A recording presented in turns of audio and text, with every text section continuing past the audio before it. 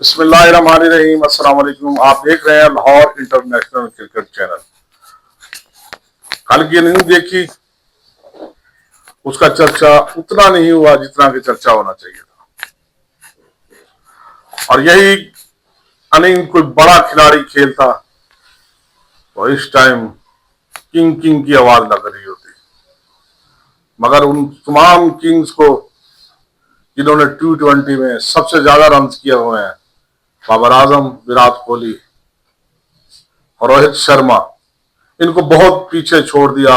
एक छोटे से शहर बहावलपुर रीजन के लैया शहर के हसन निवाज जिन्होंने इब्तदाई क्रिकेट अपने गांव से, और गांव ही कहेंगे ना, लाहौर के मुकाबले में, कराची के मुकाबले में, इस्लामाबाद, पिंडी और फैसलाबाद, मुल्तान के मुकाबले में उसको हम गांव ही कहेंगे। अपने ही छोटे से शहर से जो है क्रिकेट की इब्तिदा की और फिर वहां से लकी स्टार खेलने इस्लामाबाद चले गए और इस्लामाबाद में ही उन्होंने ज्यादातर अपने क्लब से ही क्रिकेट खेली।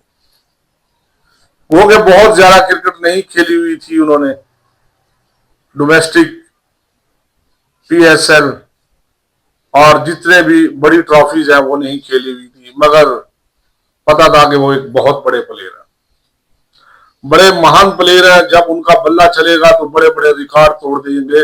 मगर पहली 2 इनिंग्सें जो उन्होंने खेली 0-0 पे, तो एक धचका सा लगा कि हमारे न्यू टैलेंट को क्या हो गया।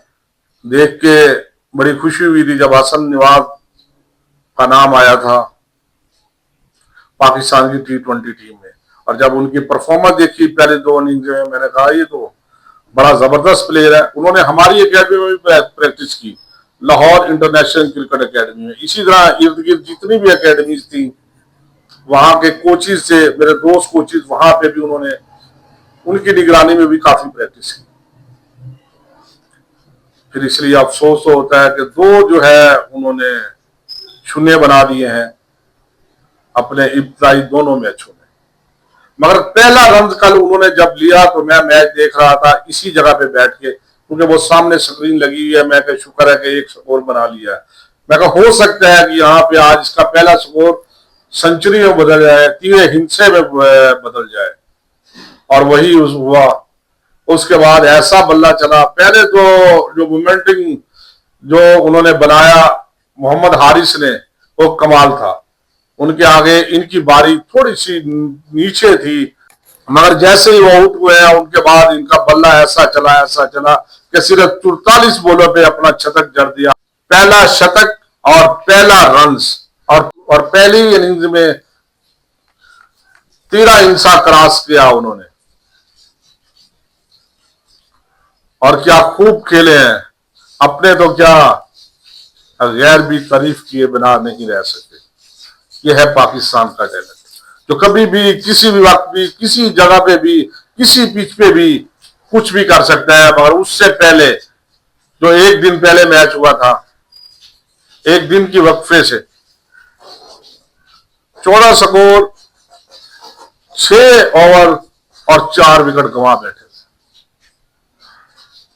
वही बॉलर थे उनके आगे, वही बैट्समैन थे, और सिर्फ एक दिन के वक्फे के बाद 75 स्कोर पावर प्ले में, जो कि एक रिकॉर्ड है।